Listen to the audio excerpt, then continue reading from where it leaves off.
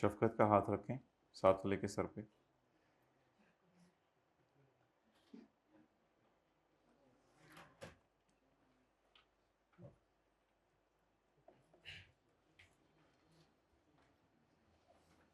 Question number 12। भाई कल वाले नोट्स ऑन 1 जुलाई 2021 बाकी क्लासों में भिजवा दो जी माय डियर। हाँ, 1 July 2021 Farooq borrowed 8 million from Star Bank. Farooq ने बारू किए हैं 8 मिलियन सितारा बैंक से and acquired a plot of land in Hub industrial zone of 65 lakh और एक प्लॉट ऑफ लैंड बाय किया है 65 लाख का। ही इन्वेस्टेड, हाइब्रिड में बातें क्यों चल रही हैं, हाइब्रिड में बातें क्यों चल रही हैं भाई। He invested rest of loan, total loan कितना है 80 लाख, इससे 65 लाख का क्या खरीदा है प्लॉट, और he invested the rest of loan, बाकी लोन उसने अपने एक बिजनेस वेंचर में लगा दिया है फ्रेंड के साथ।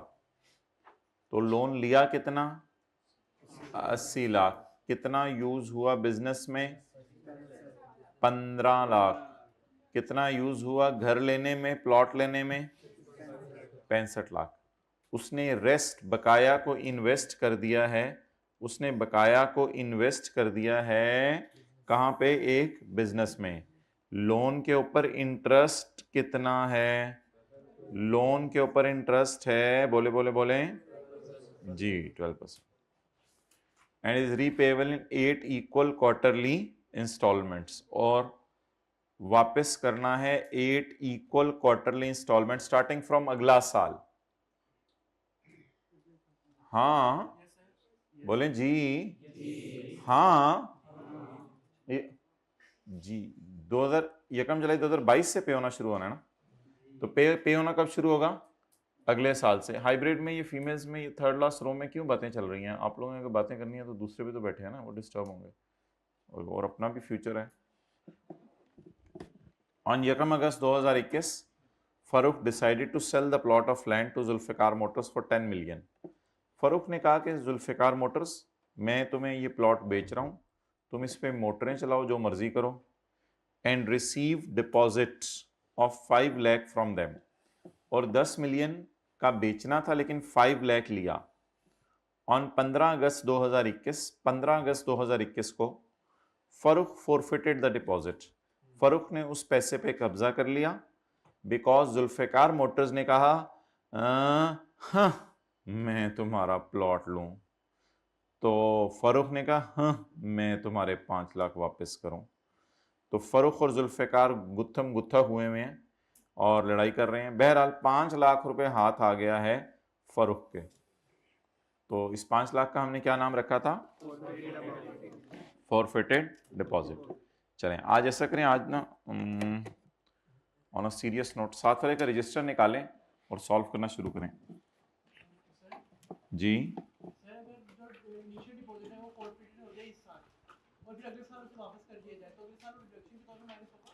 हाँ कर सकते हैं। अच्छा जी,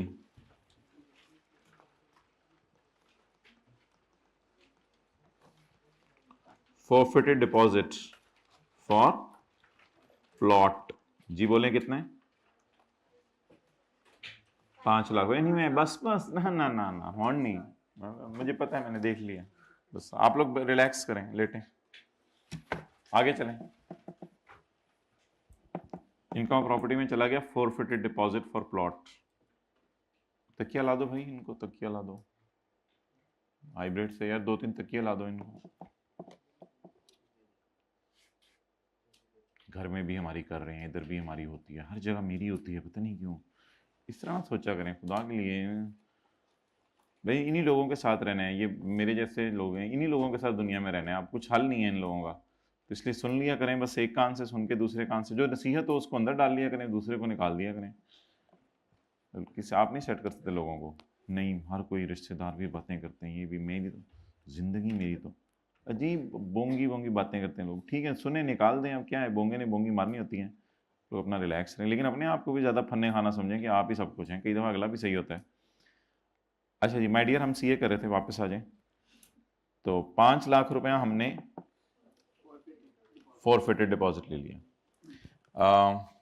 आगे जी, ऑन यकम सितंबर 2021, यकम सितंबर 2021 को फरूख ने किराए पे दे दिया plot to his friend Atif at a monthly rent of 1,50,000। तो यकम सितंबर को किराए पे दिया, सितंबर, अक्टूबर, नवंबर, दिसंबर, जनवरी, फरवरी, मार्च, अप्रैल, मई, जून। माय ब्रो कितने महीने हो गए? 10 महीने। उसने नॉन एडजस्टेबल डिपॉजिट लिया 2 लाख का from Atif and paid 80,000 for levelling the ground, यानी ग्राउंड का लेवल बन गया। अब यानी ग्राउंड ऐसे ऐसे होगा ना, डब खड़ब्बा, तो उसको कर दिया। 62,000 as insurance premium against risk of damage और destruction by water logging and 1,40,000 against rent collection. Farooq ने इसके अलावा एक फॉर्म ऑफ वैल्यूर को 25,000 रुपया पे किया है, जिसने ये बताया है कि एनुअल रेंटल वैल्यू जो है आपके प्लॉट की है 21,60,000। ये क्या है? अब मुझे समझ नहीं आ रही कि साल का किराया मेरे प्लॉट का मार्केट में 21,60,000 है और मैंने अपने फ्रेंड को 1.5 लाख का दे दिया है। अब क्या लूं दोनों में से? हायर। लेकिन ये 1.5 लाख पर मंथ है और ये 21,60,000 साल का फेयर मार्केट किराया है, ये एनुअल है। अब वो पर मंथ है, वो एनुअल है और मुझे चाहिए 10 महीने का। अब मैं किस दीवार में जाके टक्कर मारूं? Rent from plot, higher of actual. दो से एक्चुअल कितना आ रहा है? 1.5 लाख ज़रब 10 महीने, 15 लाख, या फेयर मार्केट रेंट। जी बोलें। 21,60,000 अगर 12 महीने का है तो मेरी कैलकुलेटर बताओ, कैलकुलेटर ने कहा मैंने बता देना है, बताओ बताओ, नहीं मैं बता दूं। 21,60,000 डिवाइडेड बाय 12 ज़रब 10, जी 18 लाख। कोई बच्चा बता दें इनमें से लोअर क्या है और हायर? तो माय डियर हमने क्या उठाना है? 18 लाख।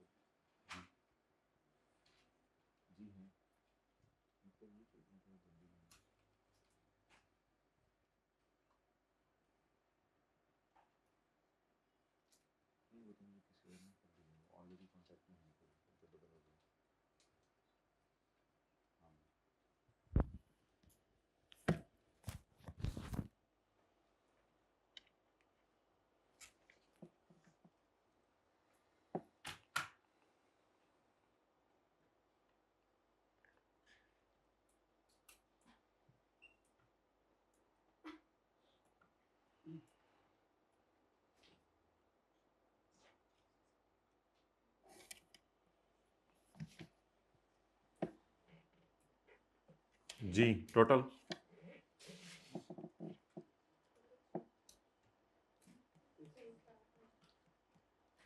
23 लाख रुपए।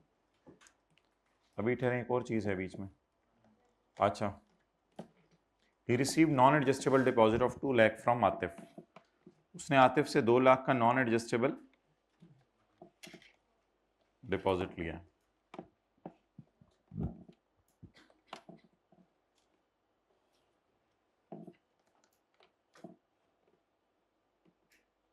कितना डिपॉजिट लिया जी? किससे? किराएदार से। अच्छा, आज एक इंपॉर्टेंट बात नोट कीजिएगा कि नॉन एडजस्टेबल एडवांस अगर आप बिल्डिंग किराए पे दें तो इनकम में जाता है। It means non-adjustable advance in case of open plot of land is not taxable under the law. क्योंकि सेक्शन की हेडिंग जरा पढ़ें, क्या है? बिल्डिंग्स।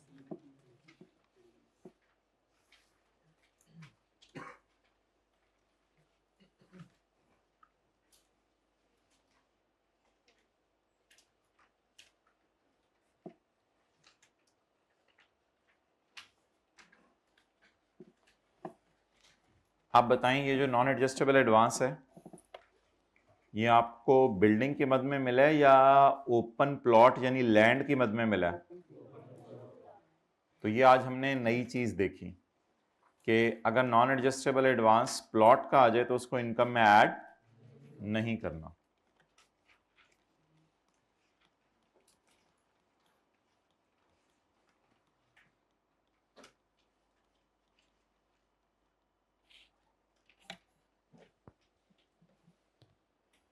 इसको 10 से डिवाइड करें या इग्नोर कर दें?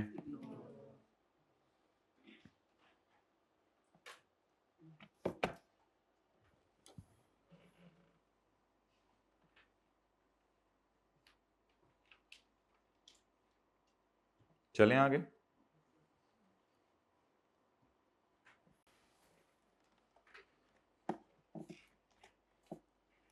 जी बोलें। 23 lakh.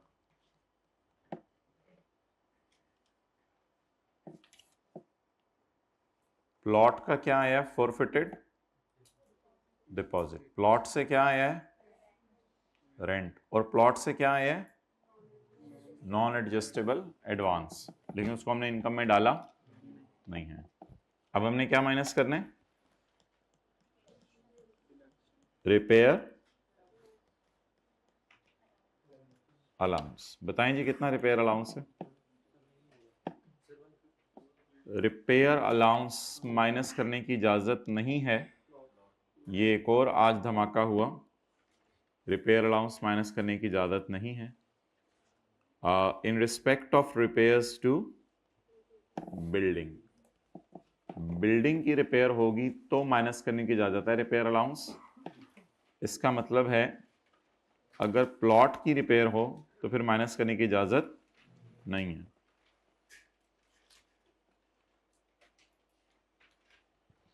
Repair allowance will not be allowed in case where only open plot is given on rent. जब ओपन प्लॉट आपने रेंट पे दिया हो तो रिपेयर अलाउंस माइनस नहीं करना।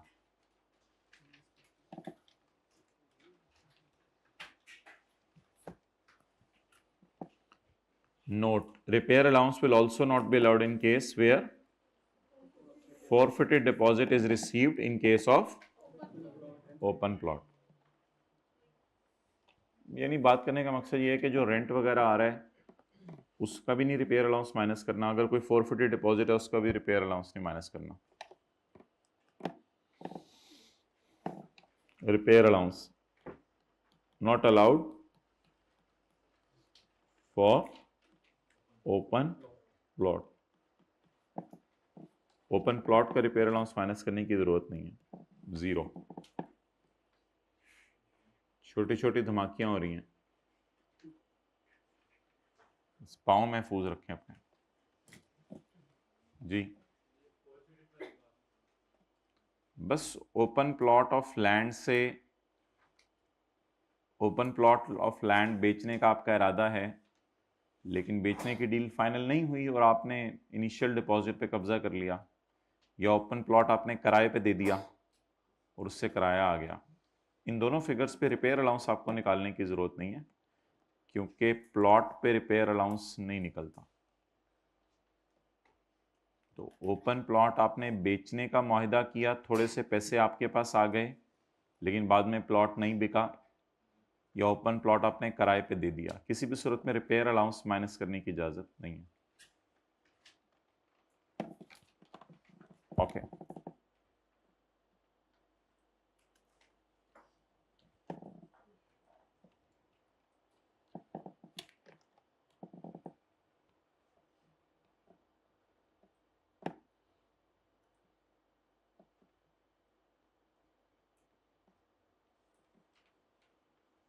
अच्छा जी, अब खर्चों में पहला खर्चा है 80,000 फॉर लेवलिंग द ग्राउंड। 80,000 का उसने खर्चा किया है ग्राउंड लेवल करने के लिए।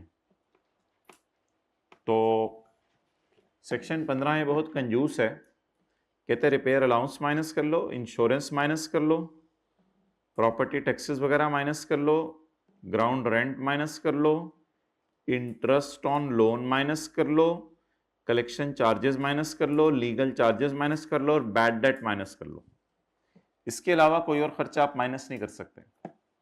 इसलिए ग्राउंड लेवलिंग चार्जेस जो 80,000 के हैं, सेक्शन 15A में कहीं लिखा ही नहीं हुआ माइनस करने की इजाजत है।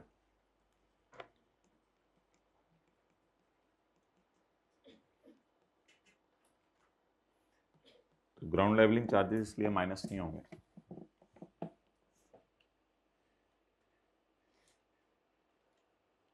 लो जी, धमाके पे धमाके हो रहे हैं आज। सेक्शन 15A इज अ कंजूस section and fly choose section. ये कहता है गिने चुने खर्चे आपको माइनस करने दूंगा, हर किस्म का खर्चा माइनस नहीं करने दूंगा। चलें जी आगे। 62,000 की इंश्योरेंस कराई है ताकि वहाँ पर अगर कोई डैमेज हो जाए या डिस्ट्रक्शन हो जाए ज़मीन की बाय वाटर लॉजिंग, पानी आने से, तो फिर ऐसी सूरत में वहाँ बचत रहे। 62,000 की इंश्योरेंस कराई है। सो लेट्स एंजॉय अनदर धमाका today. Insurance is only allowed for building. Oh guy, it is only allowed for building, it is not allowed for open plot of land.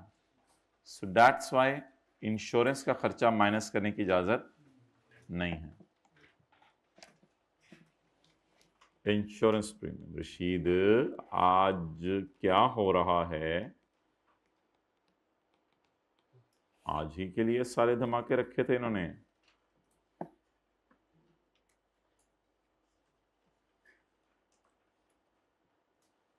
Next,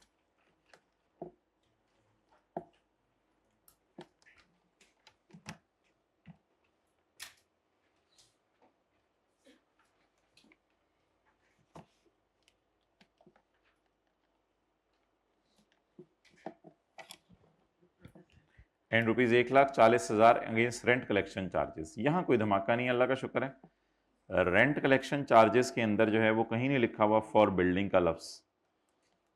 देख लें, आपको मैं 50 साल दे रहा हूं, ढूंढ लें यहां पे कोई लफ्ज। चलें जी, 50 साल खत्म हुए my dear.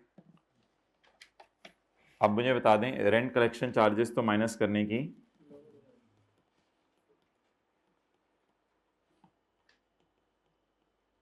Lower of actual कितने हैं या 4% ऑफ 23 लाख,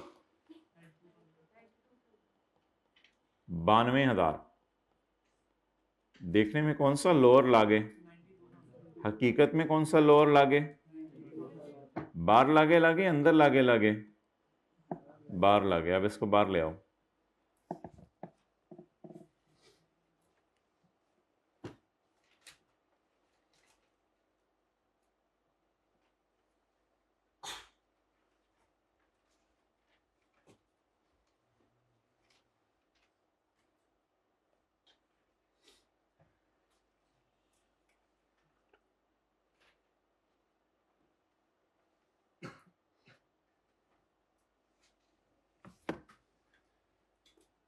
चलें ब्रो आगे।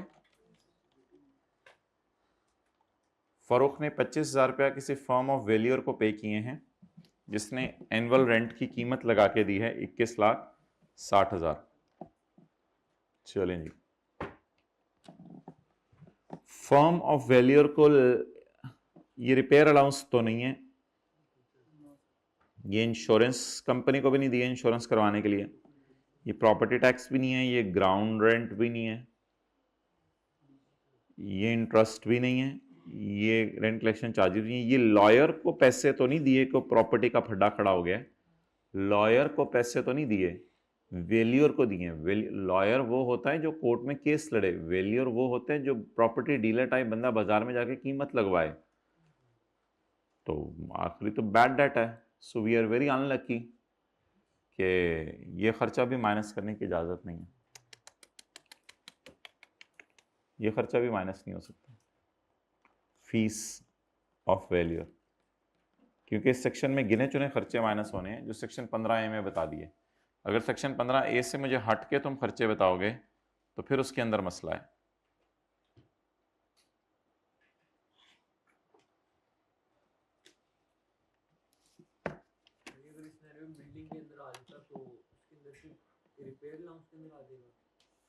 क्या चीज? वेल्यूअर की फीस बिल्डिंग में भी माइनस नहीं करनी। ओके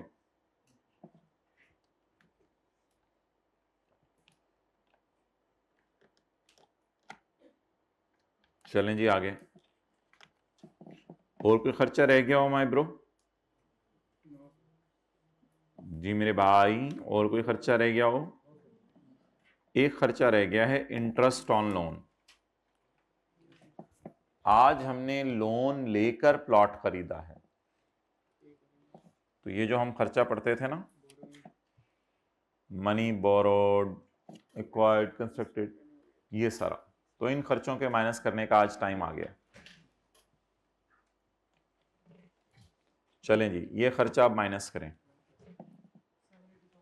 इस खर्चे को माय डियर कैसे माइनस करेंगे?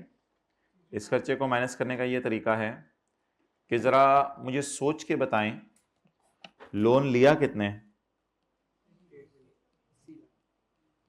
8 मिलियन। इसमें से कितना हमने यूज किया है for the purpose of this plot?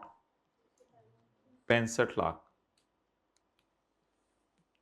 Bank को वैसे जो इंटरेस्ट देंगे ना वो 8 मिलियन ज़रब 12%, ज़रब 12/12, बैंक को इस तरह इंटरेस्ट देंगे। लेकिन मैं जो इनकम प्रॉपर्टी की कैलकुलेशन में लेके जाऊंगा, लिया कितना? 80 लाख। तो इस्तेमाल कितना हुआ प्लॉट खरीदने में? 65 लाख। इंटरेस्ट इस पे कितना? ये एक नया कॉन्सेप्ट सुन लें कि इंटरेस्ट सिर्फ उतना ही माइनस होगा जितना अरसा घर किराए पे रहा, प्लॉट किराए पे रहा। इंटरेस्ट असल में पूरे साल का माइनस नहीं हुआ करेगा। तो यहां मैचिंग कॉन्सेप्ट लगेगा, इंटरेस्ट उतना ही माइनस होगा जितना अरसा प्लॉट किराए पे रहा। आप बताएं, बैंक को चाहे आप 12 महीने का इंटरेस्ट दें, इधर देखिए ऊपर, क्योंकि बैंक से तो लोन यकम जुलाई को ले लिया, तो बैंक को चाहे आप 12 महीने का पे करें, but for the purpose of calculation income from property you will calculate it at 10/12। अब वर्सेस इन दोनों कैलकुलेशन में से बताएं कौन सी करें, ये वाली करें या ये वाली करें? नीचे वाली। 65 लाख लोन क्यों लें? क्योंकि 80 लाख लेके 15 लाख कहीं और डाल दिए, 65 लाख यहां इस्तेमाल किया है। पूरे साल पर क्यों ना इंटरेस्ट निकालें? क्योंकि जाहिर सी बात है, मैंने इनकम फ्रॉम प्रॉपर्टी कमाई ही कितने महीने? 10 महीने। तो लिखें, जितना अरसा प्लॉट या घर किराए पे रहेगा उतने अरसे का इंटरेस्ट माइनस होगा। जितना अरसा प्लॉट या घर किराए पे रहेगा उतने अरसे का इंटरेस्ट माइनस होगा।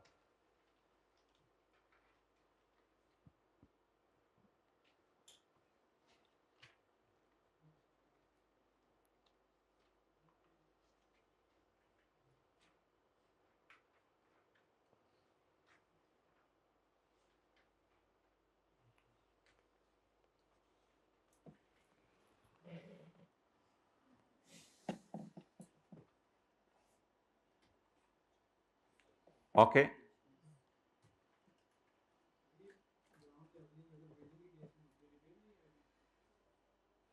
ग्राउंड लेवलिंग बिल्डिंग के केस में भी माइनस करने की जरूरत नहीं है।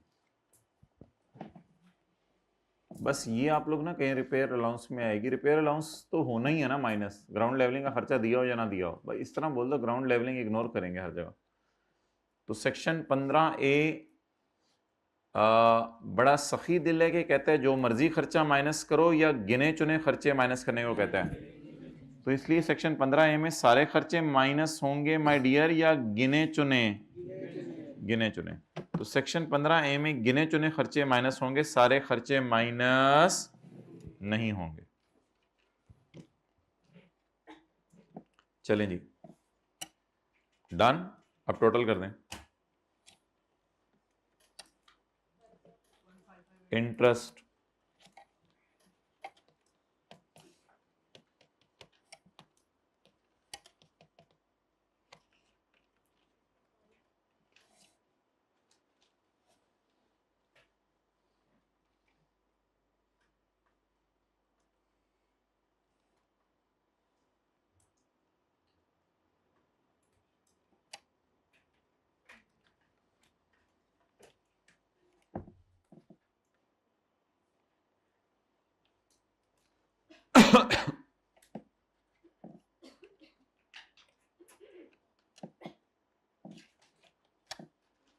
जी कितना इंटरेस्ट है?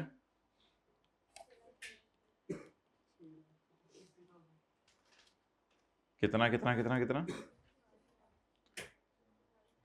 65 लाख इंटू 10/12।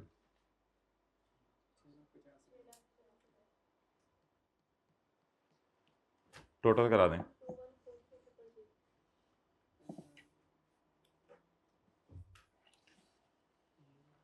जी कितना?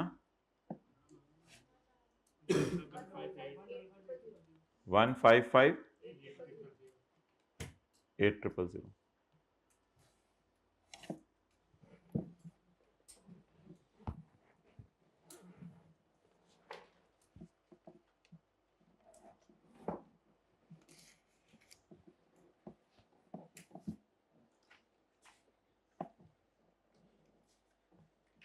So what we enjoyed today, we enjoyed a lot of things today.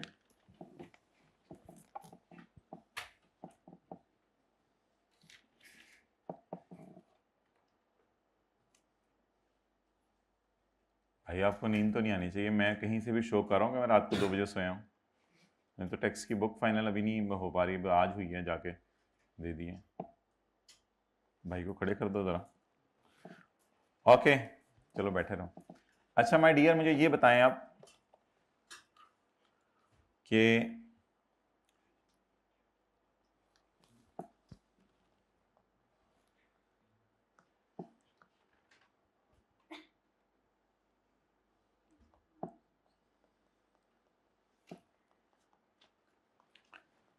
Repair allowance,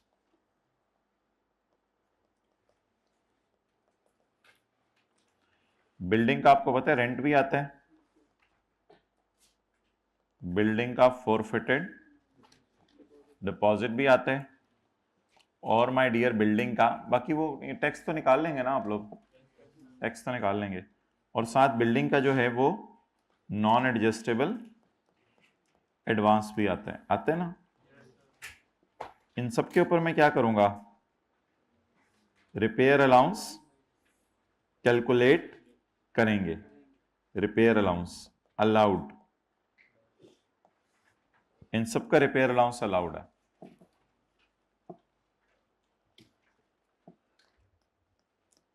लेकिन अगर लैंड है उसका तो रेंट आता है, फॉरफिटेड डिपॉजिट आता है। सब्र करें ना, क्या जल्दी है नोट करने की। इसका रेंट आता है और फॉरफिटेड डिपॉजिट आता है। लैंड का रेंट आता है, हाँ आज के सवाल में आया लैंड का रेंट। लैंड का फॉरफिटेड डिपॉजिट आता है, अभी आया है। लैंड हमने पता नहीं 10 मिलियन की शायद बेचनी थी, तो 5 लाख पकड़ा था, तो वो बाद में कब्जा कर लिया उस पर।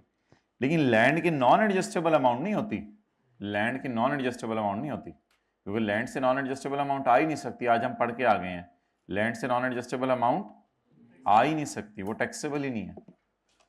तो लेकिन इसके रिपेयर अलाउंस अलाउड नहीं है। रिपेयर अलाउंस लैंड का अलाउड नहीं है, जैसे कि आज हमने देखा पास पेपर क्वेश्चन नंबर 14 में। ठीक है जी।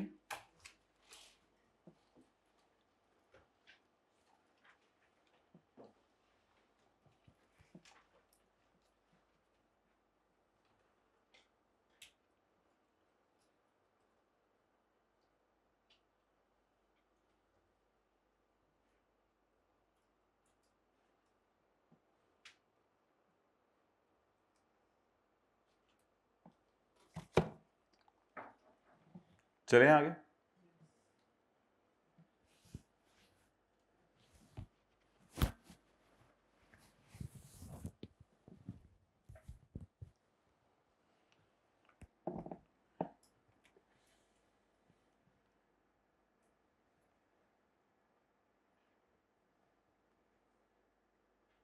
थोड़ा स्पीड अप करो भाई, सिग्नल लोड कर लीजिए, जल्दी करो।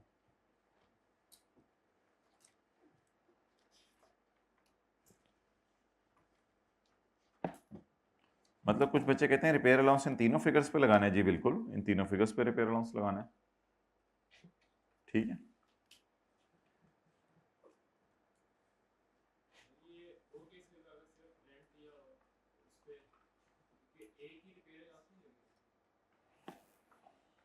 मतलब आपने बिल्डिंग का रेंट लिया 10 मिलियन, फॉरफिटेड डिपॉजिट लिया 1 मिलियन और नॉन एडजस्टेबल अमाउंट को 10 से डिवाइड करके जवाब आया 2, तो टोटल हो गया 13। तो 13 के ऊपर आप 1/5 लगा देंगे। पूछो। 1/5 आपकी पहली क्लास है आज, तो फिर 1/5 क्या पूछ रहे हो? वो नहीं पता क्या होता है 1/5? कितनी क्लासें मिस की हैं? तो फिर मुझे नहीं समझ आई 1/5 क्यों पूछ रहे हो? 1/5 पता है आप लोगों को? किसी को ना पता 1/5 क्या बोल रहे हो? मुझे घर जाके पढ़ रहे हो साथ साथ डेली? नहीं तो 1/5 आपको नहीं पता क्या होता है? मेरा नहीं ख्याल आपने, पता नहीं, आप मुझे क्लासें नहीं ली, मुझे समझ नहीं आ रही। क्लास के बाद आके बता दो क्या क्या बात है। अगर क्लासें ली हो तो 1/5 का तो मसला ही नहीं। आपने क्लासें कौन सी छोड़ी हैं? दो छोड़ी हैं, 3? तो यकीन नहीं आ रहा 1/5 नहीं पता फिर। अच्छा जी, 1/5 क्या होता है वैसे? किसी क्लास में बताया हो मैंने? ओहो, मैं बता लें आप लोग, छोड़ो छोड़ो यार, हम आगे चलते हैं। अच्छा, अब माय डियर अदर सोर्स का चैप्टर बांटो। अदर सोर्स का चैप्टर बांटो। प्रॉपर्टी के न्यूमेरिकल्स अभी रहते हैं, आप लोगों ने हाथ नहीं डालने, जो मैं जैसे जैसे कराता रहूंगा इंशाल्लाह आगे करते रहेंगे। तो बस आज क्वेश्चन 14 ही कर लीजिएगा दोबारा।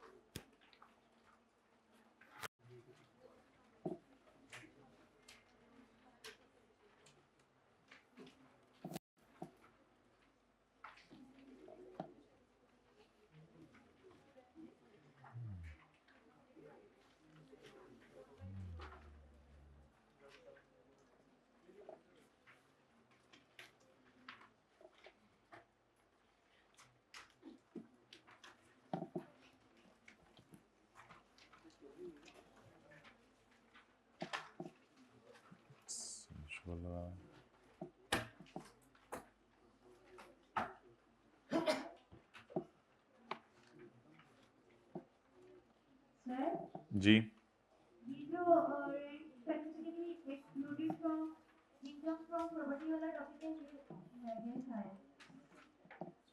ये मेरी जिम्मेदारी है, आप छोड़ दें, जो मैंने पढ़ाया है बस वो पढ़ें।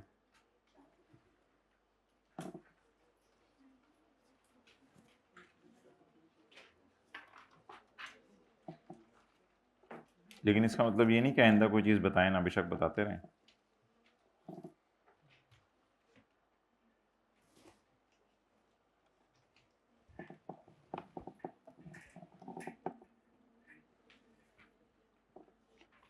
आप बताएं कौन कौन से रेंट हमने इनकम ऑफ प्रॉपर्टी से बाहर निकाले थे, किसी को याद हो?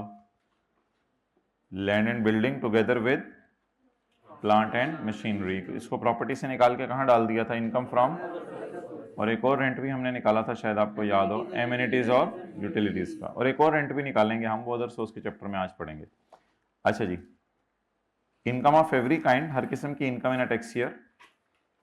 आज हम शुरू करने लगे income from other source. Salary के चैप्टर में जाता है आप किसी जगह नौकरी कर रहे हैं। बिजनेस के चैप्टर में जाता है आप किसी जगह जो है कारोबार कर रहे हैं, आपने दुकान खोली हुई है। कैपिटल गेन के चैप्टर में जाता है कि आप शेयर्स बेच रहे हैं। प्रॉपर्टी के चैप्टर में जाता है, आपने घर किराए पे दिया हुआ है, या फोरफिटेड डिपॉजिट आया है, या नॉन एडजस्टेबल अमाउंट आई है। लेकिन इसके अलावा अगर आप कोई इनकम कमा रहे हैं तो वो जाएगी इनकम फ्रॉम अदर सोर्स में। तो अल्हम्दुलिल्लाह income of every kind received by a person in a tax year, अगर पहले से ये किसी हेड में शामिल नहीं है तो ये चली जाया करेगी इनकम फ्रॉम अदर सोर्स में। Income of every kind received by a person in a tax year, if it is not included in any other head, shall be chargeable under that income from। लेकिन exempt income कहीं भी नहीं जाएगी। exempt income, तो exempt income कहीं भी नहीं जाएगी। exempt income होती है ऐसी इनकम जो माफ है, जिस पे टैक्स हुकूमत ने नहीं लगाया हो।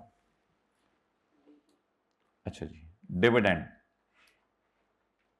ये नीचे डब्बा पढ़ने की जरूरत नहीं है आपके, ऐसे ऐसे टेक करते, डब्बा टेक को भी मैंने कराया तो कर दीजिएगा। डिविडेंड, डिविडेंड वैसे तो लिखा हुआ है इनकम फ्रॉम अदर सोर्स के चैप्टर में, लेकिन इनकम फ्रॉम अदर सोर्स के चैप्टर में जाने का मतलब ये है कि other source property capital gain वगैरह जमा करें तो इस पे तो टोटल इनकम में चला जाएगा। तो टोटल इनकम में जाने की वजह से इस पे टेबल लगेगा 1 और 2। हालांकि हम तो पढ़ चुके हैं कि डिविडेंड जो है वो डिविडेंड जो है फाइनल टैक्स रेजिम है। तो उसकी तफसील कुछ ऐसे है कि डिविडेंड 2 किस्म का है। एक वो डिविडेंड है जो आपने पाकिस्तान से कमाया, यानी पाकिस्तान सोर्स इनकम। पाकिस्तान में कोई कंपनी है, पीटीसीएल के शेयर खरीद लिए और कोई शेयर खरीद लिए, या आपने डिविडेंड कमाया बाहर की इनकम से। मिसाल के तौर पे जर्मनी की किसी कंपनी के शेयर आपने खरीदे हुए हैं, तो ये तो फाइनल टैक्स रिजीम है, हमने पढ़ा था एट द रेट ऑफ 15%। लेकिन ये नॉर्मल टैक्स रिजीम होगा, क्योंकि बाहर के मुल्कों में को 15% टैक्स कटने का तस्वुर नहीं है डिविडेंड्स पे। उनके मुल्कों के अपने रूल होंगे, वो हम किसी और चैप्टर में देखेंगे। तो डिविडेंड नॉर्मल टैक्स रिजीम में गिरेगा अगर आप कहाँ से कमा रहे हैं, बाहर के मुल्क से। अभी इंशाल्लाह इसके न्यूमेरिकल भी कभी जिंदगी आई तो करेंगे, महीने 2 बाद इसके कहीं न्यूमेरिकल में ये एडजस्टमेंट्स आनी है जो हम कर रहे हैं, कहीं ना कहीं आती रहेंगी। तो इसलिए याद रखिएगा, डिविडेंड अगर आप पाकिस्तान से कमाएंगे तो वो आएगा फाइनल टैक्स रिजीम में, लेकिन अगर आप बाहर के मुल्क से डिविडेंड कमाएंगे तो नॉर्मल टैक्स रिजीम में। ठीक है, कल तक न कर लेंगे नोट जी। मेहरबानी, बहुत मेहरबानी। यही बात प्यार से भी आप हमारे से कर सकते हैं कि नोट करें, कल तक कर लेंगे नोट जी। दिल इतना छोटा दिल ना रखो, छोटी छोटी। ओके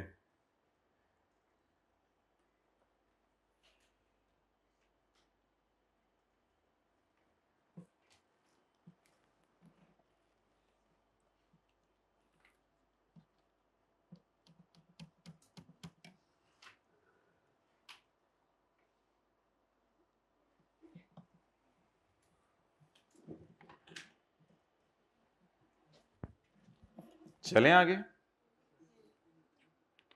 तो डिविडेंड अगर पाकिस्तान से कमाया जाएगा तो मेरे भाई वो कहाँ होगा, फाइनल टैक्स रिजीम। और अगर नॉर्मल टैक्स रिजीम के एतबार से कमाया जाएगा, हाँ, बाहर के मुल्क में अगर आप डिविडेंड कमाएं तो माय डियर वो कहाँ जाया करेगा,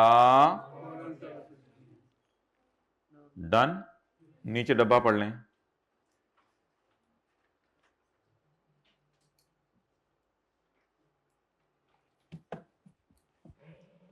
पाकिस्तान में कमाया गया डिविडेंड जाया करेगा सेक्शन 5 में as a final tax regime, लेकिन बाहर के मुल्क में कमाया गया डिविडेंड जाया करेगा normal tax regime, income from other source.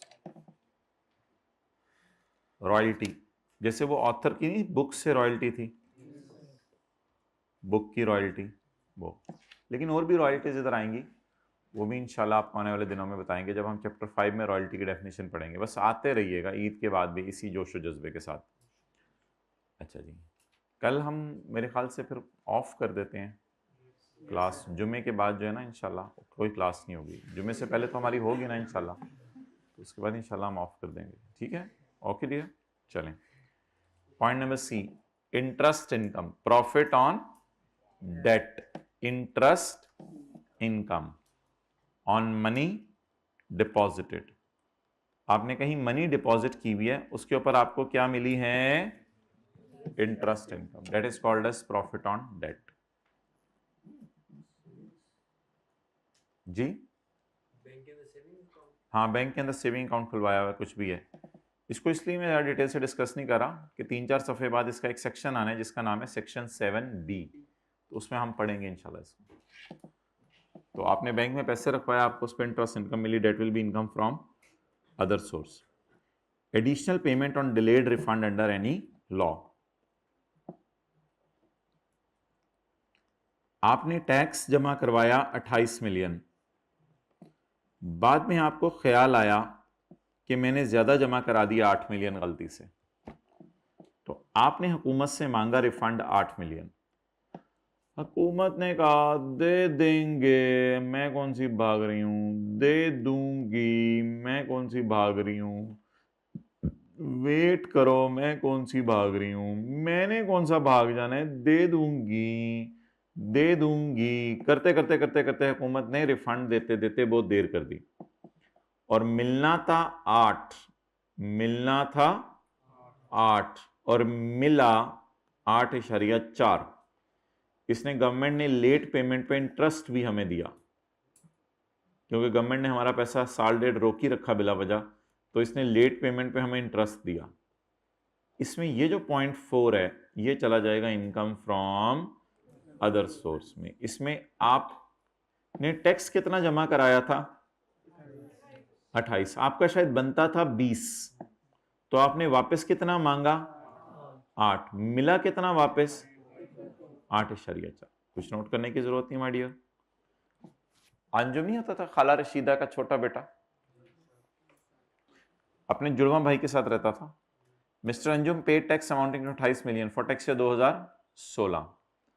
बाद में उसको पता चला कि मैंने तो ज्यादा पेमेंट कर दी 8 मिलियन की, इसलिए उसने कहा हम तो इसको रिफंड लेगा। Tax authorities agreed to make the refund. Tax तू लेगा रिफंड, हम देगा रिफंड, हम मान गया। However the refund was delayed, लेकिन रिफंड बाद में लेट हो गया। एंड कॉन्सिक्वेंटली, और नतीजा तन, कौन सा तन? तन मन धन? नो, नतीजा तन। मिस्टर अंजुम रिसीव्ड, रिजल्टेंटली कहते हैं अंग्रेजी इसको, mister Anjum received 8.4 million. Anjum को 8.4 मिलियन मिला। It includes, बोले it includes 0.4 million as additional, ऊपर का माल, additional payment on timely refund, delayed refund, additional payment on what was refund, but what I got, what was, but what I got, what was, but what I got ऊपर का माल 0.4 will be taken to income from additional payment on delayed refund under any tax law. Additional payment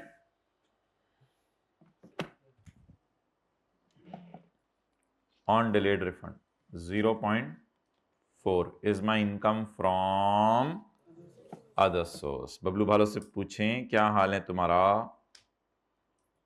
पूछे ना साथ वाले से, कोई थोड़ा बहुत उसको हिलाचे चलाते रहा करें यार, आप लोग क्या हैं यार।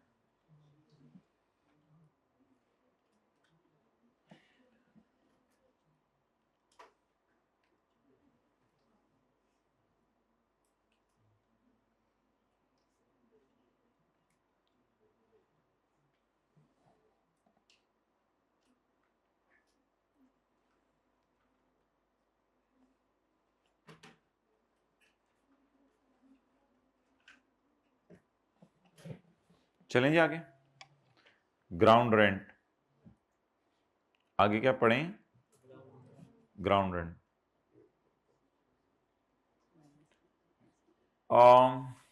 ये वही वाली मिसाल लिखी हुई है ग्राउंड रेंट पे, आपको पता है हमने वही वाली मिसाल लिखी हुई है जो हमने कहां लिखी थी, जल्दी बताएं, जो कहां लिखी थी?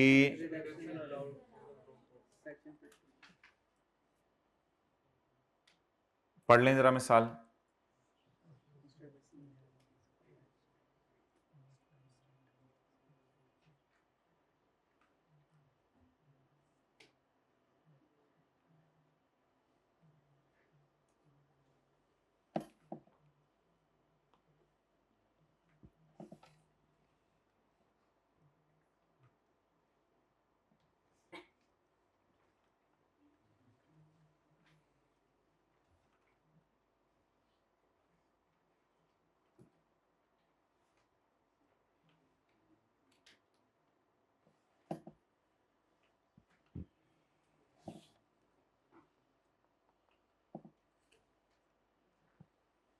बताएं भाई, वसीम अकरम की क्या है?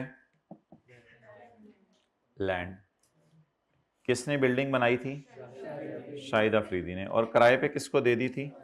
अभी इस बात को भूल जाएंगे, ये सरासी को किराए पे दी थी। फिलहाल मुझे ये बताएं कौन किसको लैंड का किराया दे रहा है? शाहिद अफरीदी वसीम अकरम को।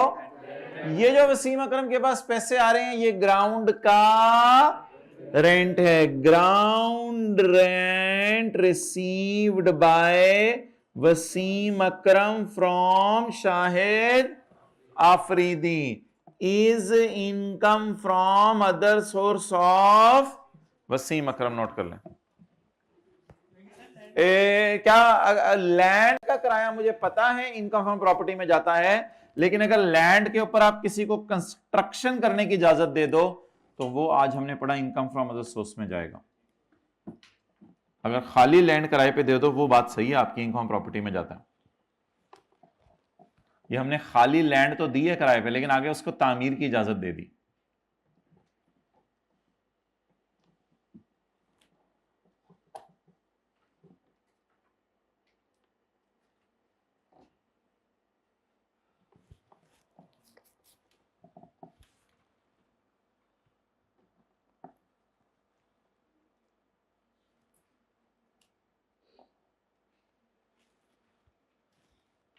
ये लिख लिया आप लोगों ने? Ground rent received by Wasim Akram from Shahid Afridi income from other source of Wasim Akram.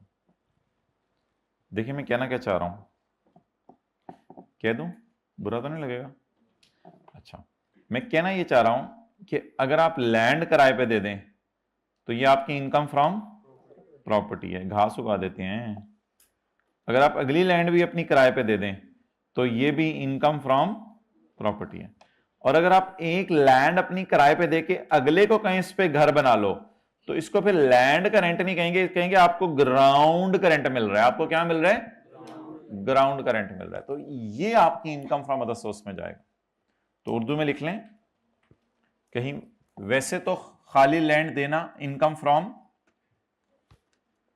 Property है, वैसे तो खाली लैंड देना इनकम फ्रॉम प्रॉपर्टी है, लेकिन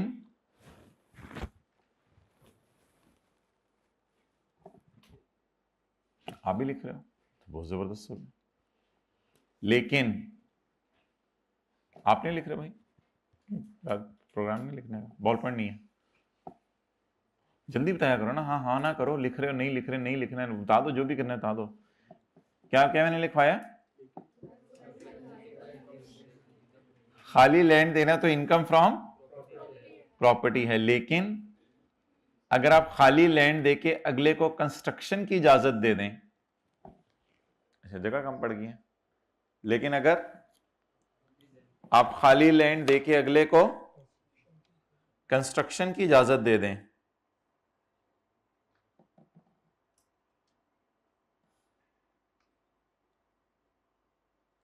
तो फिर ये इनकम फ्रॉम अदर सोर्स।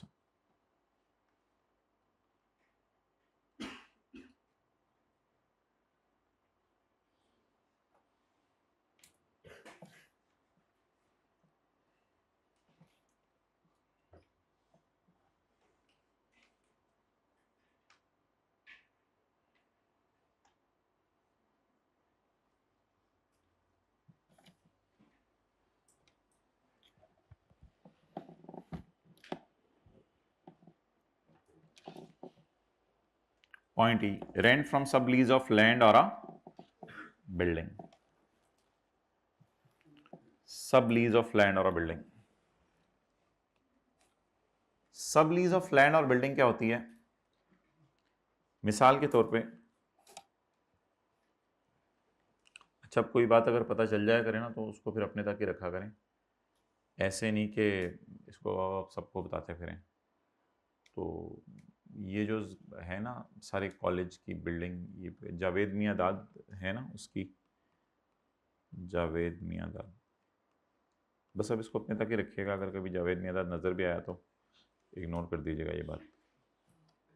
तो जावेद मियां दाद जो है ना ओनर है,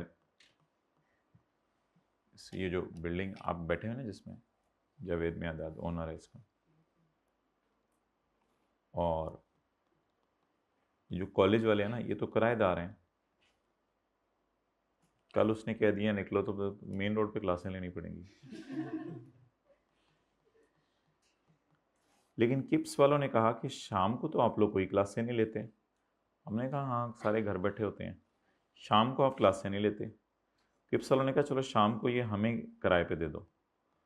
तो किराएदार ने आगे किराए पे दे दिया। जैसे कुछ बोंगे बच्चे होते हैं ना, मोटरसाइकिल दोस्त से पकड़ते हैं, आगे अगले को दे देते हैं, होता अपना नहीं आगे अगले को, वो अगले को दे देता है। ओ रशीद कितने पहुंचा दे, जर्मनी पहुंचा दे मोटरसाइकिल मेरा।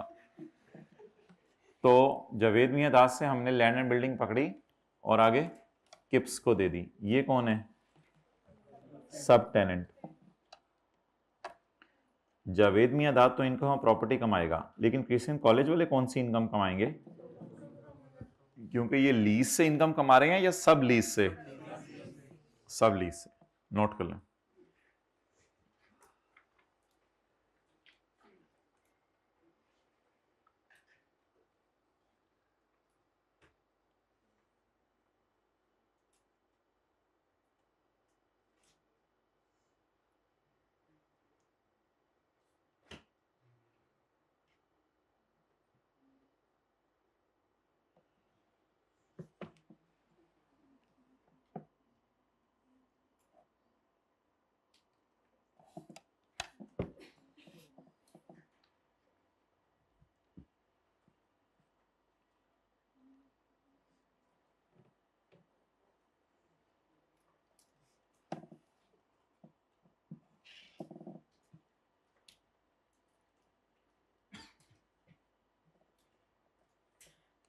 ठीक है ना, अब इसको अपने तक रख लीजिएगा।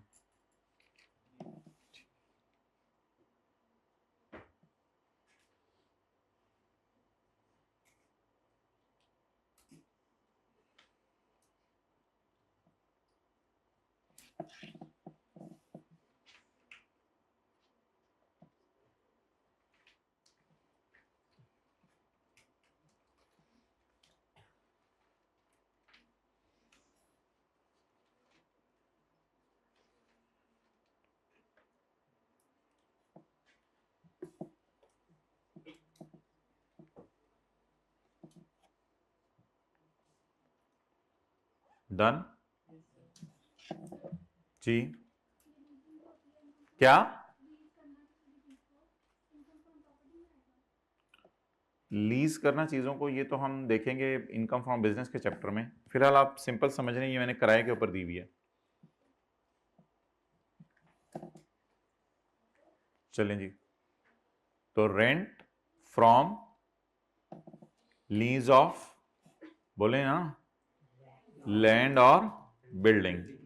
जो रेंट आपको मिल रहे फ्रॉम लीज ऑफ लैंड और बिल्डिंग, बोले ये कहां जाएगा? इनकम फ्रॉम अदर सोर्स में। चलें जी आगे। Income from the lease of any building together with, sorry, rent from the sub lease of land और बिल्डिंग। लैंड और बिल्डिंग को सब लीज पे दे देना। लीज पे या सब लीज पे? सब लीज पे। तो किराएदार ने आगे लीज पे दे दी या मालिक मकान ने? किराएदार ने। हाइब्रिड में मेरे से सवाल पूछ लिया करें ना। अच्छा जी आगे चलें।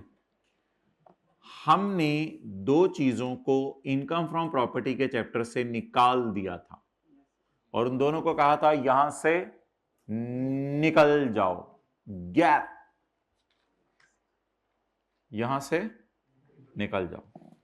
अदर सोर्स ने कहा मरहबा मरहबा, आइए आइए आइए आइए हबीबी, मरहबा। Income from lease of any building together with plant and machinery. मरहबा मरहबा। आज हम एफए करेंगे, आप लोग सीए कर रहे हैं, कुछ लोग एफए करके आते हैं, आपको पता है। Income from providing amenities, utilities और एनी अदर सर्विसेज। पुत्र तुम्हें किसने निकाला था? हमें प्रॉपर्टी के चैप्टर ने निकाला था। आओ आओ आओ मरहबा, हमारे पास आओ। ठीक है, चलें। एनी एनओटी और पेंशन। एनओटी और पेंशन, पेंशन का दूसरा नाम है एनओटी और एनओटी का दूसरा नाम है पेंशन। तो पेंशन ये होती है कि जिस वक्त आप रिटायर हो जाएं तो उस वक्त हुकूमत आपके घर थोड़े थोड़े पैसे भेजती रहती है, तो that is called age pension. Pension वैसे तो जाएगा इनकम फ्रॉम सैलरी के चैप्टर में, पेंशन वैसे तो जाएगा इनकम फ्रॉम सैलरी के चैप्टर में, लेकिन कई दफा बैंक्स वगैरह पेंशन देते हैं तो वो चला जाता है इनकम फ्रॉम अदर सोर्स के चैप्टर में। वो इस वजह से देते हैं, काफ़ी अर्से से आपने अकाउंट वगैरह खोला होता है, लॉयल डिपॉजिटर होते हैं, थोड़े पैसे आप बैंक को जमा भी करवाते रहते हैं कभी कभी, तो बैंक आपको फिर रिटायरमेंट के बाद हल्की फुल्की पेंशन देता रहता है, तो वो फिर अदर सोर्स में जाएगी। वैसे as a general rule pension जाती है इनकम फ्रॉम सैलरी के चैप्टर में, क्योंकि पेंशन आपको पता है एम्प्लॉयर एम्प्लॉय को देते हैं। एम्प्लॉयर कौन होता है? जहां आप नौकरी कर रहे हो। एम्प्लॉय कौन होता है? नौकर, जहां वो नौकरी कर रहा है जो एम्प्लॉय। तो pension received by an employee from its employer is chargeable under that income from salary. However, pension schemes are not necessarily due to relationship of employer and employee. Pension scheme जरूरी नहीं employer employee relation की वजह से हो। तो if the pension is received from a person other than employer, then this will fall under the head income from guy other source. Other than employer, maybe from bank.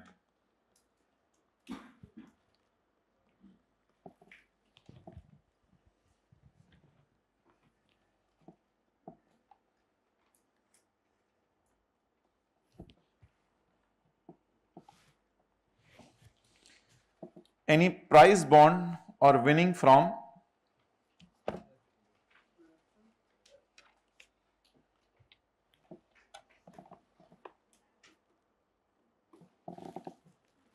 any prize bond or winning from a raffle, lottery, prize on winning a quiz. कोई quiz आपने जीता, prizes offered by companies for promotion of sales, और crossword puzzle. ये different किस्म के जो है वो प्राइजेस हैं, ये अगर आप जीत लें तो ये कहां जाएंगे? आपकी इनकम फ्रॉम अदर सोर्स में।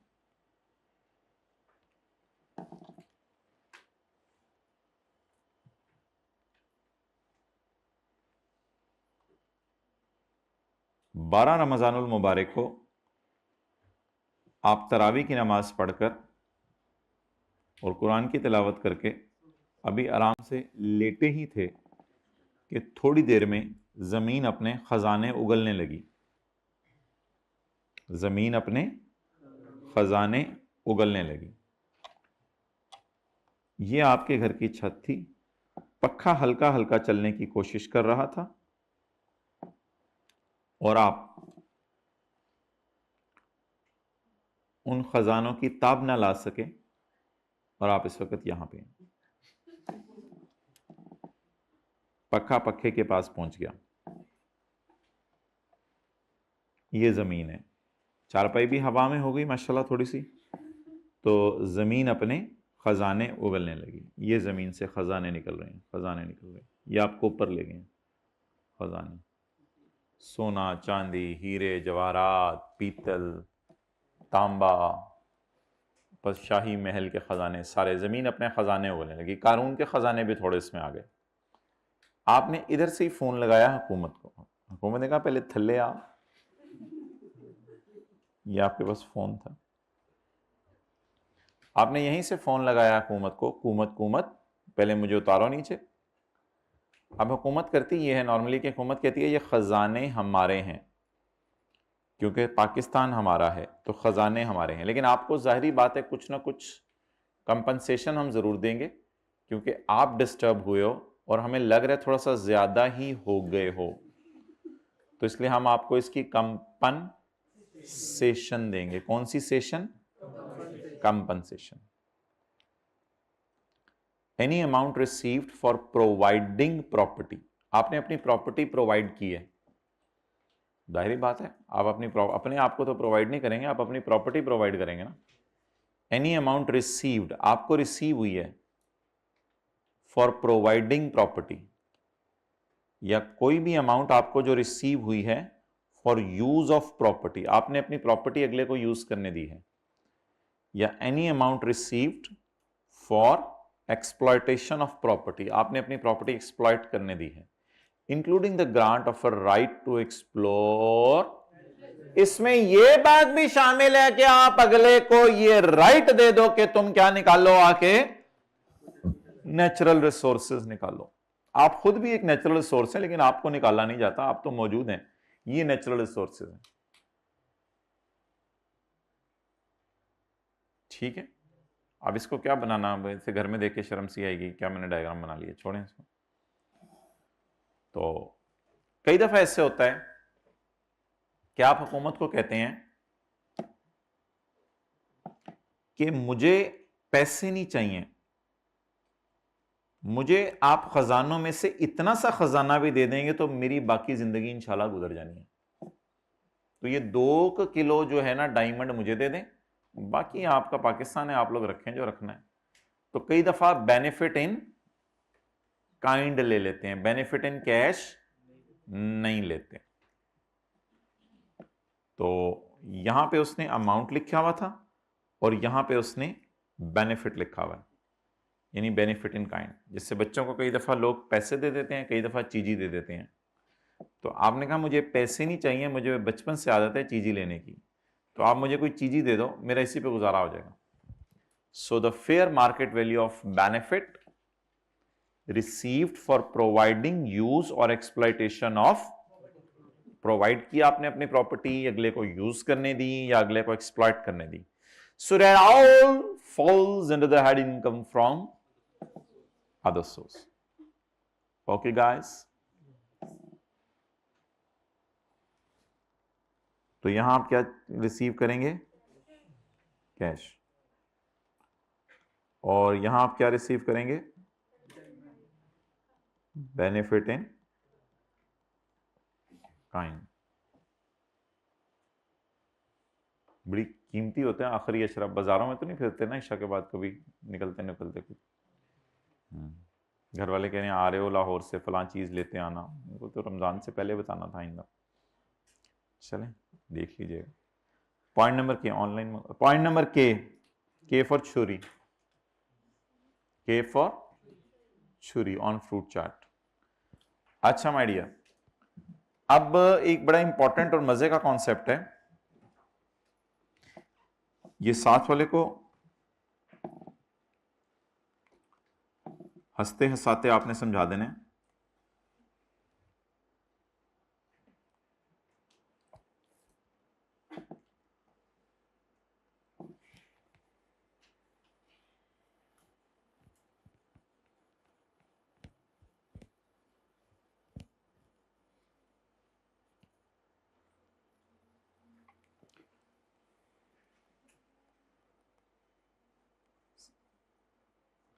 साथ वाले से कहें खुदा के लिए सीरियस हो जाओ, ऐसे करें उसे हाथ, खुदा के लिए सीरियस हो जाओ, खुदा, हाथ जोड़ें उसको, खुदा के लिए सीरियस हो जाओ, बहुत थोड़े दिन रह गए हैं, पता ही नहीं चलना पेपर आ जाने हैं। अभी कल क्लासें शुरू हुई थी, आज 13वीं 14वीं क्लास हो गई है, इसी तरह बैठे होंगे 100वीं क्लास हो जानी है, तो इसको खुद तो पत्ता पत्ता भी नहीं चलना। अच्छा जी, you have penalty of days, यानी कि ईद से पहले आपके पास बहुत दिन है पढ़ाई के लिए। कितने दिन है, कितने के दिन है तकरीबन? ईद से पहले 6 दिन। भाई जान केड़े पिंडों आए हो? मैं जो ईद से पहले फ्राइडे का दिन है आपके पास, आधा दिन, चलो सैटरडे डाल लो, फिर संडे, मंडे को ईद हो जाएगी जी, बोले? अच्छा नहीं बोलना, मंडे को ईद हो रही है, चलो चलो मंडे को कर लो ईद, ठीक है, मंडे को आप रिलैक्स कर लेंगे। फिर आगे ट्यूसडे का दिन है, वेडनेसडे का दिन है, थर्सडे। यार ये प्रिंसिपल साहब के पास जाएं, छुट्टियां कैंसिल करवाएं, ये तो या इधर से सैटरडे कैंसिल करवा दें या इधर से थर्सडे कैंसिल करवा दें, बहुत ज़्यादा हो गई हैं, क्या करेंगे इतनी। सोएंगे, मैं सीरियसली कहता हूँ, जो सोता है वो खोता है, मैं सीरियसली बता रहा हूँ, ये ज़िंदगी में सोने के लिए नहीं आए माय डियर, ये कोई नहीं होता कि आज ये छुट्टी का दिन है सोएंगे, कोई हेल्दी एक्टिविटी कर लो, समझ आती है, सोएंगे सोएंगे। फिर जो औलादें मिलेंगी ना वो देखना, वो ऐसे नाक में दम करेंगे, वो उठेंगी नहीं, तो इसलिए खुदा के लिए खुद सीरियस हो जाओ। मॉम डैड सोए रहते हैं 10 बजे तक संडे को, मॉम डैड, तो हम क्या करें फिर 7 o'clock जाग के, अजीब, यानी कि फिर ऐसे मॉम डैड मिलेंगे तो फिर यहाँ जी बात को डिट्रैक्ट करवाना हो। Mister Aslam is using a shop in Shah Alam market, Shah Alam market में असलम एक शॉप यूज कर रहे हैं।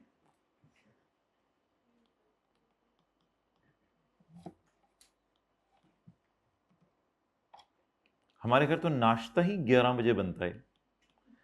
अच्छा जी, he vacated the possession of property,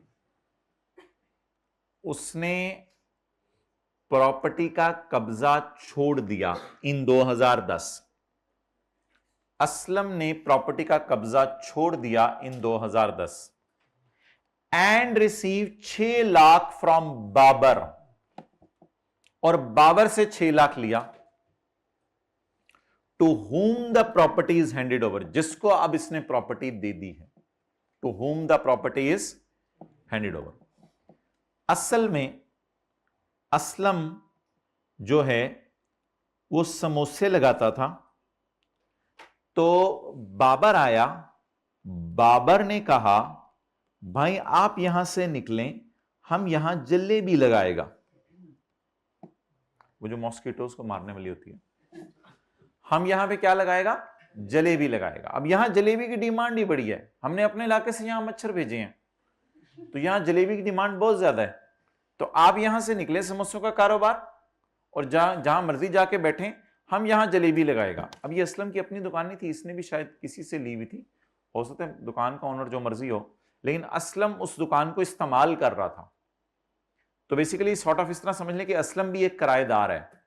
अब बाबर ने उसको कहा छोड़ो यार, उसने कहा भाई भाई मैं इधर दुकान है, मैं मालिक से जाके बात करूं। मालिक ने कहा यार असलम इतने अरसे से मेरे साथ है और इतने मजे मजे के समोसे मेरे घर रोजाना आते हैं, घर वालों को मोटे हुए हैं खा खा के, तो अब ये तो मैं तो नहीं असलम को जाने दूंगा।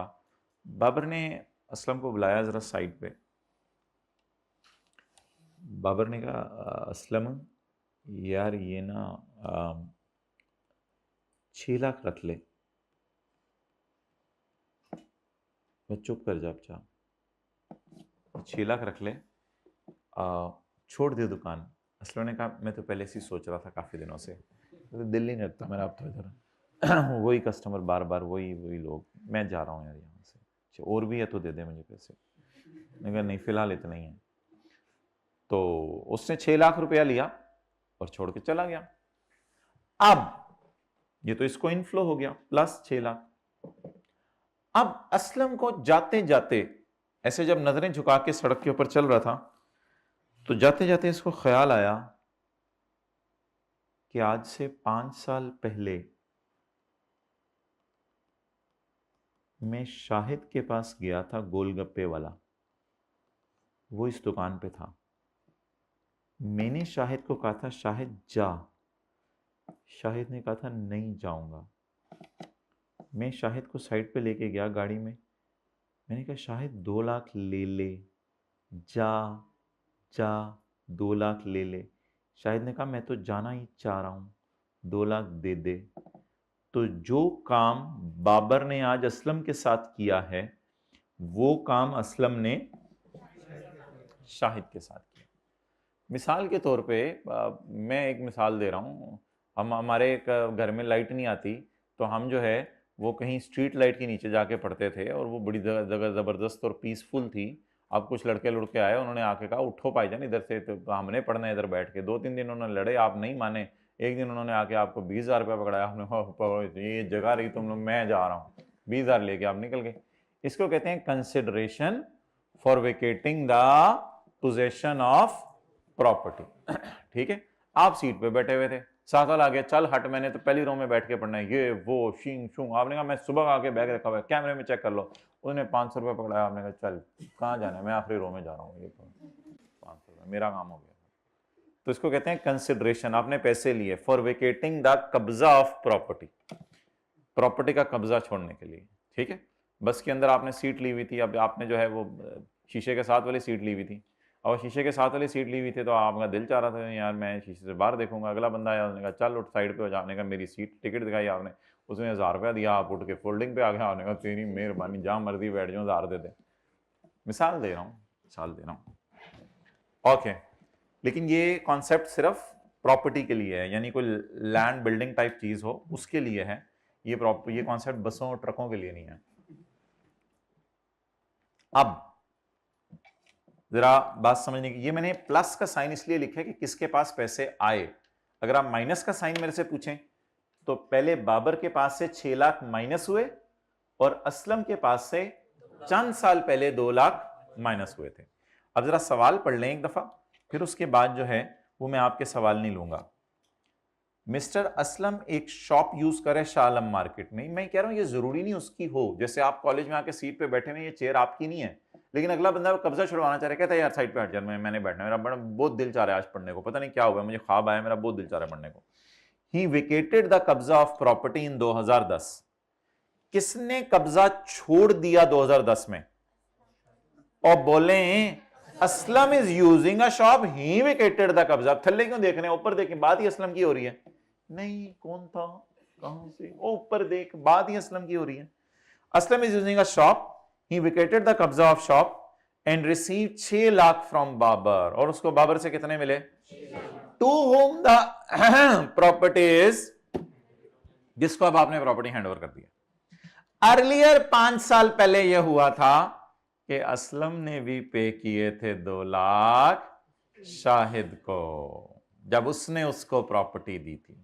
Calculate the income of Aslam by chargeable to tax for tax year 2010। इसमें हमारा लॉ कहता है कि ये असलम की इनकम फ्रॉम अदर सोर्स है, ये 6 लाख में से माइनस करेगा 2 लाख जो इसने 5 साल पहले दिए हैं, चाहे 5 साल पहले दिए चाहे 50 साल पहले दिए हैं। 6 लाख इसको आज आया है और 2 लाख इसके पास से चंद साल पहले गया था। 6 lakh minus 2 lakh divided by 10, इसको 10 सालों में आप होली होली इनकम में डाल देंगे। इसको 10 सालों में आप साई की तरफ देखा करें, होली होली इनकम में डाल दें। होली होली से मुराद WHOLLY वाला नहीं, आहिस्ता आहिस्ता पंजाबी वाला। तो इसको 10 सालों में स्ट्रेट लाइन बेस पे इनकम में डाल देंगे।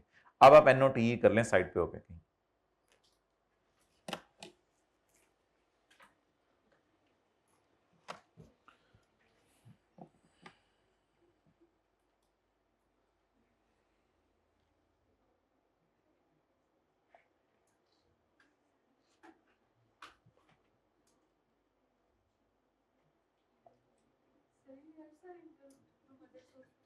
ये 10 सालों तक इनकम फ्रॉम अदर सोर्स में जाएगा, 10 सालों बाद इसकी जान निकल जाएगी।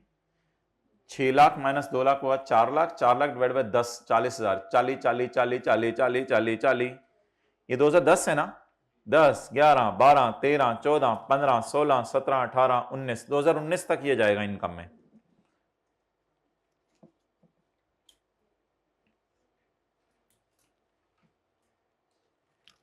करके आगे चलें।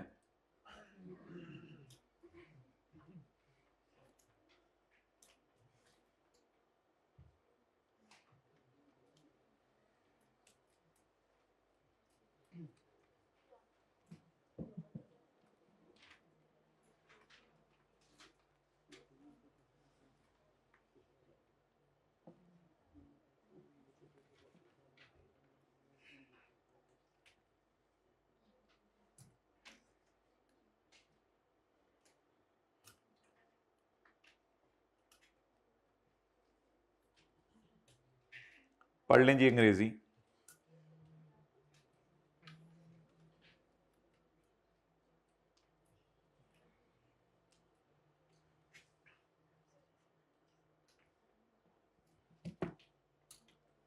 Any amount received by a person, any amount received by a person as consideration, बदले में, किस चीज के बदले में?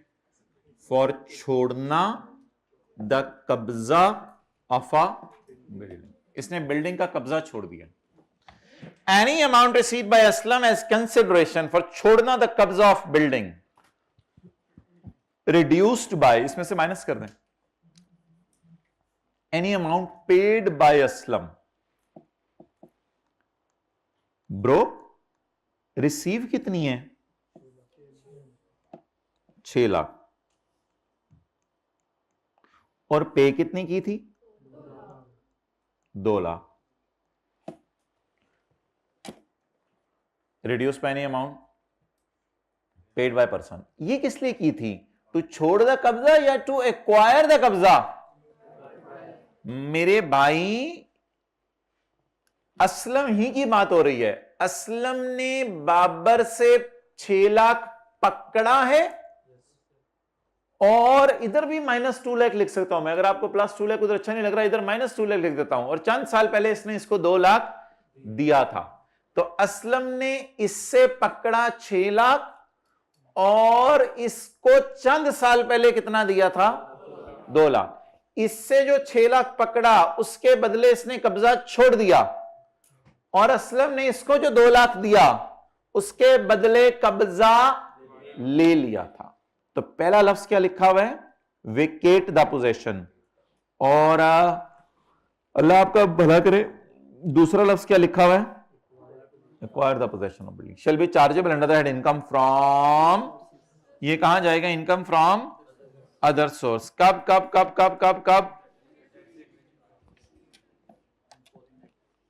हाँ, shall be chargeable under the income from other source in the year in which it was received, जिस साल वो मिली, और अगले 9 years किस किस किस किस किस में किस में किस में?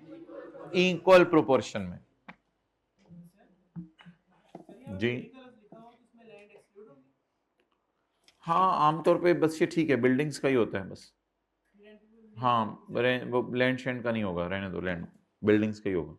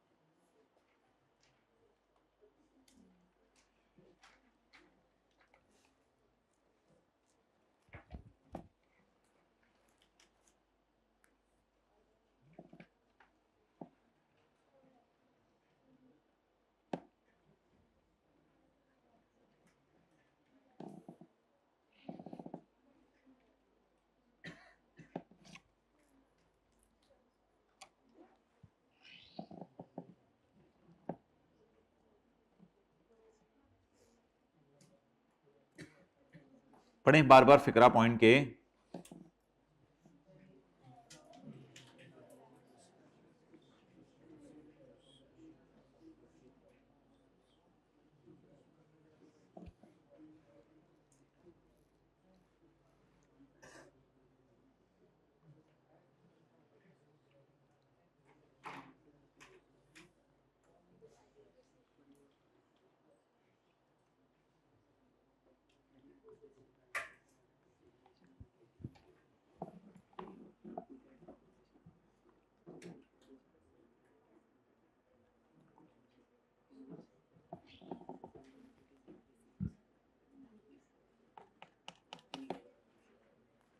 अच्छा जी, पूरी कहानी क्या हुई थी?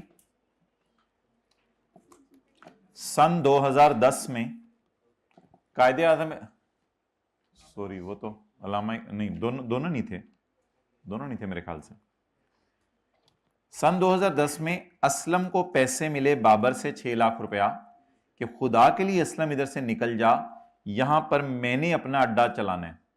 असलम ने 6 लाख लिए निकल गया। जाते जाते असलम सोच रहा था कि चंद साल पहले मैं भी आया था तो इधर शाहिद बैठा हुआ था, वो मान नहीं रहा था, मैंने 2 लाख दिए, मान गया छोड़ने को। तो अब 6 लाख उसको आज मिला, 2 लाख इसने चंद साल पहले दिया था। तो any amount received by Aslam as consideration for छोड़ना द कब्जा of building reduced by any amount paid by Aslam to acquire the kabza of building shall be chargeable under their income from other source in the year in which it was received and the अगले 9 साल in equal proportion। तो 10 सालों में income में चली जाएगी। Okay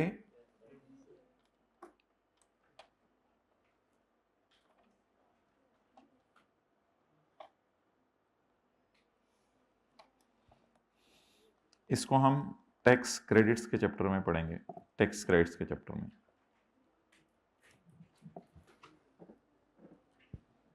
अच्छा जी, point LA बस करके खत्म कर रहा हूं मैं। अगर आपको गिफ्ट रिश्तेदार से मिला है, गिफ्ट इन काइंड, कैलकुलेटर मिल गया, आपको अंगूठी मिल गई, आपको घड़ी मिल गई, आपको मोटरसाइकिल मिल गया, आपको चार्टर त्यारा मिल गया, आपको हवाई जहाज मिल गया, रॉकेट मिल गया, आपको बॉम्ब मिल गया, रिश्तेदार से मिला, रिश्तेदार ने बॉम्ब ला के तोहफे में दिया, रिश्तेदार से मिला, रिश्तेदार से घड़ी मिल गई, कोई चीज मिल गया आपको रिश्तेदार से। गिफ्ट इन काइंड किससे मिला? रिश्ते। देते दूते कोई नहीं, इस तरह की बातें बोंगिया ना मारा करें, हमारे तो नहीं देते, अपने पाँव पे खड़ा से हाँ देती हूँ आज रिश्तेदार की, इस तरह। अच्छा, रिश्तेदार से मिला या आपको गिफ्ट मिल गया नॉट फ्रॉम रिलेटिव रिश्तेदार नहीं देते, नॉट फ्रॉम रिलेटिव मिलने हैं। आप लोग कॉन्सेप्ट समझे अभी। तो अगर आपको रिश्तेदार से गिफ्ट मिला तो ये टैक्सेबल नहीं है, ये किसी हेड में नहीं जाएगा, ये माफ है। यानी आपको अब्बू ने घड़ी गिफ्ट दे दी तो ये किसी कोई इनकम नहीं है आपकी, किसी हेड में नहीं जाएगी। लेकिन अगर आपका दोस्त आपको घड़ी उतार के दे, करके दिखाएं जरा उसको भी, आपका दोस्त आपको घड़ी दे दे, दें जरा, आपका दोस्त आपको कैलकुलेटर दे दे, दें जरा, जब बॉल पॉइंट दे दें आज, नॉट फ्रॉम रिलेटिव, देखिए उसको ऊपर से नीचे तक रिलेटिव लग रहा है, देखें जरा, आपकी चाची और उसकी चाची एक ही है? नहीं है। तो नॉट फ्रॉम रिलेटिव, अगर आपको गिफ्ट मिले नॉट फ्रॉम रिलेटिव तो फिर ये आपकी इनकम फ्रॉम अदर सोर्स। फिर लॉ में ऐसे ही कमाइयां हो रही हैं तेरी, लोग तुझे तोहफे आगे दे रहे हैं, it is your income from other source. Note कर लें वरना मैं करा देता हूं आगे, फिर ऐसे देख रहे होते हैं जैसे पता नहीं अब क्या।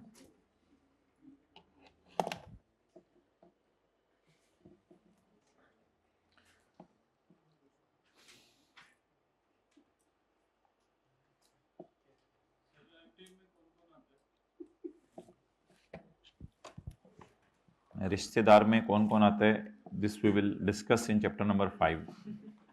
हम चैप्टर 5 में देखेंगे, इसकी पूरी डेफिनेशन है। बीवी भी आएगी रिश्तेदारों में, मॉम डैड, बहन भाई, सिस ब्रो, काफी सारे आएंगे रिश्तेदारों में। किसी दिन इंशाल्लाह हम डेफिनेशन पढ़ेंगे रिश्तेदार क्या होता है, चैप्टर 5 में पढ़ेंगे। नहीं, what are you laughing at? If you laugh I will smile at you. अच्छा जी, कामरान नहीं होता था खाला रशीदा के छोटे बेटे का बेटा, फोत हो गया है, हद होगी। ही रिसीव, बोंगी मरवानी हो ना इस क्लास में किसी से मरवा लें। ही रिसीव गिफ्ट्स ऑन 1 सितंबर 2010। 1 सितंबर 2010 को गिफ्ट्स ही गिफ्ट्स मिले। कामरान की बीवी है, कामी कामी उठो। कामी कामी क्या मतलब? कामरान नाम है मेरा। अच्छा अच्छा सरताज उठो। सरताज तुम्हें कोई ज्वेलरी दे गया पागल, तुम्हें ज्वेलरी दे गया कोई, और तुम्हारे लिए पेंटिंग आई है, पेंटिंग आई है, मेरी नंद दे के गई है। यही होगा ना, चले जिसको इनको रिश्ते नहीं पता, कामरान की बहन, कामरान की बहन पेंटिंग दे गई और कामरान का दोस्त ज्वेलरी दे गया। कामरान को यकीन नहीं आया, जो गिफ्ट मिला है फ्रेंड से, ये रिश्तेदार है या ये पराचा है और हम गुज्जर हैं? ये पराचा है और हम गुज्जर हैं। हम तो गुज्जर हैं, तो ये हमारी बहन भी तो गुज्जर नहीं होगी ना, ठीक है? हम तो एक ही खानदान है, रिश्तेदार हैं, कामरान और सिस्टर रिश्तेदार हैं। तो रिश्तेदार से अगर गिफ्ट मिला तो उसको आपने पेपर में कर देना है, हाँ, इसको इनकम में नहीं डालना। लेकिन ये नहीं कि गिफ्ट को फेंक देना है, आपने इनकम में नहीं डालना। तो done, that was the concept. अगर आपको गिफ्ट किससे मिले? रिश्तेदार से, तो इनकम में नहीं डालना। और अगर रिश्तेदार के अलावा मिले, गिफ्ट मिलता है या मांगा जाता है? हाँ, तो खुदा के लिए ईदी मांगा मत करें, अपने आप को पुरवकार बनाएं please. Don't try to be, अभी से फिर वो जो आदत पड़ती है ना, फिर ये पूरी जिंदगी रहती है मांगने वाली। I am damn serious. B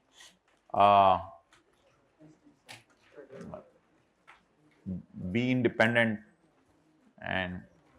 अच्छा जी, पॉइंट एल ए पढ़ता हूं अब मैं। What are you doing?